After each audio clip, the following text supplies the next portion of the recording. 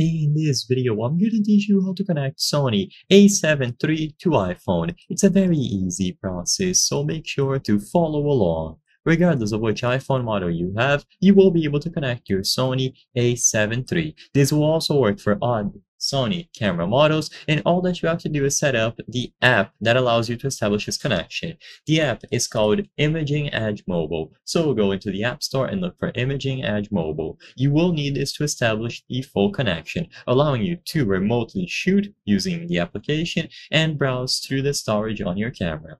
Once you have this application downloaded, you will be able to proceed. This application had a different name back in the day, so maybe you already have it, but it updated itself, so double check if needed. Now, on the camera itself, go over to the Network tab, this one with the globe icon, then find Control with Smartphone. Usually it's going to be on the first page after you scroll down. So look for Control with Smartphone, CTRL. Once you go here, make sure that this option is enabled. So Control with Smartphone must be enabled in order for this connection to work.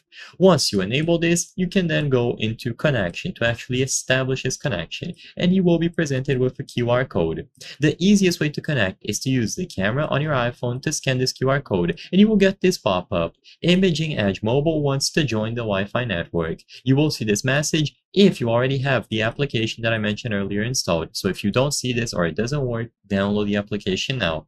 Make sure that you allow it to join the network related to the camera. So essentially, this is a network that the camera created to connect to your mobile device. And if for whatever reason the QR code does not work, you can also find the option to connect using the ID and password of this network. So you go into the Wi-Fi and manually connect it there. After you establish this connection, you will see this message here change from established to actually connected. So you will see the status symbol change, and if it doesn't work, you can also choose the option scan QR code with camera inside of the app. As soon as you establish this connection, it will appear on the list, so in this case the A7III, and you will be able to choose start. You can now do remote viewings using the app. You can browse through all of the storage on the actual camera. You can transfer files and photos back and forth, and it is super simple to do. I hope I was able to help you on how to connect Sony A7III to iPhone.